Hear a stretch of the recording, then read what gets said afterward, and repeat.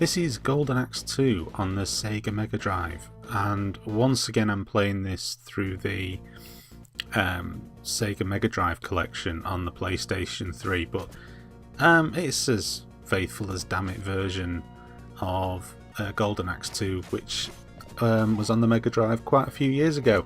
I had this on the Mega Drive. This was, funnily enough, one of the first games I got for the Mega Drive. I got this and I got Road Rash on the same day. Initially I'd wanted the original Golden Axe, but the shop didn't have it, so I thought, well, stick it, I'll get this one instead. And I was glad I did, because I'd played the original Golden Axe, I'd had it on the Master System, had it on the Commodore 64, and played it in the arcades quite a lot, but obviously never come across this one. And it's pretty much a direct sequel. The characters are the same, the three main characters you choose from, but that's about it. Everything else is changed up quite a lot. Some of the bad guys are similar. They're not quite the same, but they're similar. But the graphics and the sound as well, I think, in Golden Axe 2 are much better and much more varied than they are in the original Golden Axe. And dare I say it, I actually think this is the better of the two games. Although there are three Golden Axe games, I'll be coming to do the review for Golden Axe 3 after this one. But I don't know, I think it's just because I'd played the original Golden Axe quite a bit. It was almost a refreshing change to play this. And as I say, there's more variety in it. And I just think the locations are a little bit more interesting as well. The magic has been changed as well. There's two options with how you can launch your magic attacks. The default setting is you charge it up. So by holding down the magic button, the magic indicator at the bottom, the little blue squares, or little blue rectangles should I say, change colour. And the longer you hold it down, the stronger the magic attack becomes. You can either have it that way, or you can have it the classic way, where you just hit the button and your magic is deployed to the maximum amount that you have collected. In other words, if you have full magic, it will fire the full magic off. If you have half magic, it will fire the half magic off. I tend to set it to launch the full magic when I remember to change the setting, simply because it sometimes can be a bit of a pain trying to set only so much off. You don't really have a great deal of time, generally speaking, when you're playing Golden Axe to actually fire the magic off. It's normally an act of desperation as you're just about to get clobbered, or you're just about to lose a life, and you think, well, I'm going to lose most of this magic anyway, so I might as well kill as many or do as much damage as I possibly can. So I don't really tend to bother with the charging it up, because it just takes that little bit longer. Also, the little thief guys have been replaced by these wizards, these weird looking wizard things. They look like a cross between Jawas and something else.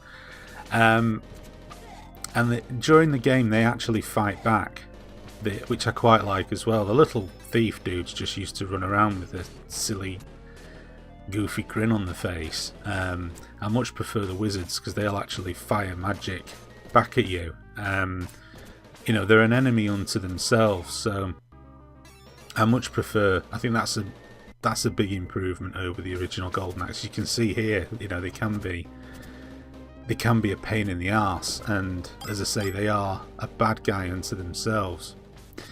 The skeletons are back as well.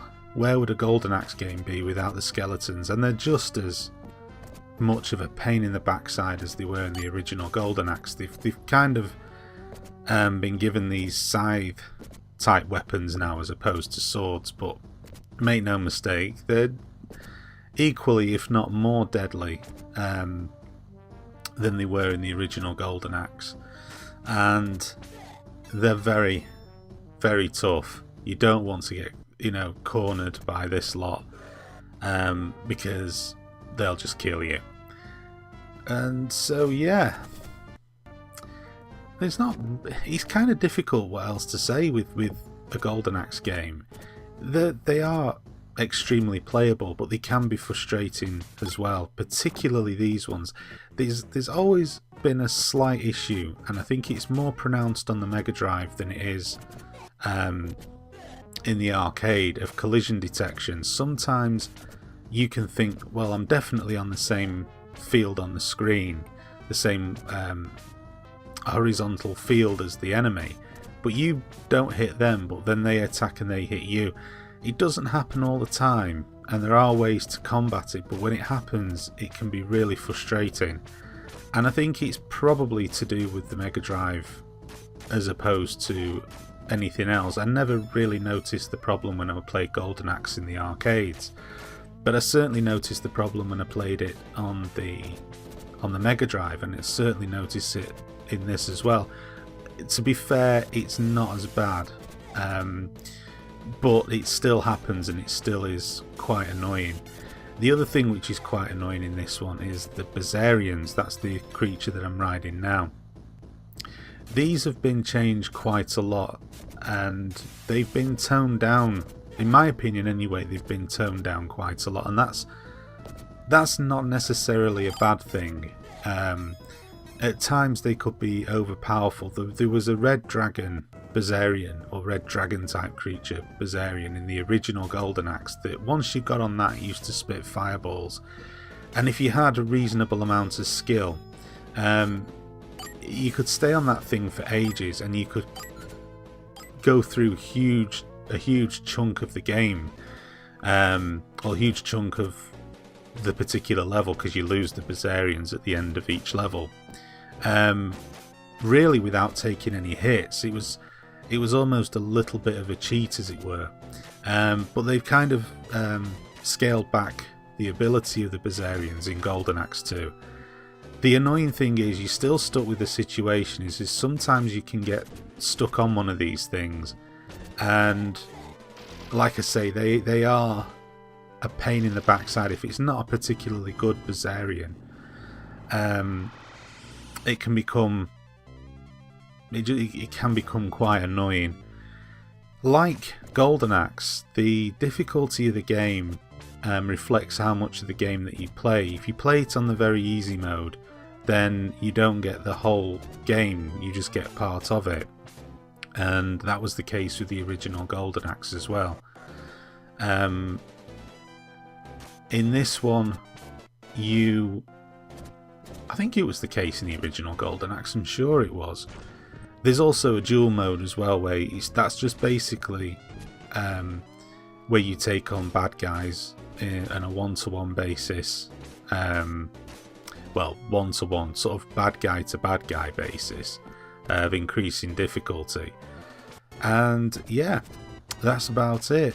I enjoy it. It's very playable. It's a really good sequel, and in fact, as I say, in many ways I would say I prefer Golden Axe 2 over Golden Axe, but yeah, it's a great game. Check it out. So thanks for watching this video, and stay tuned to my channel for more to come soon.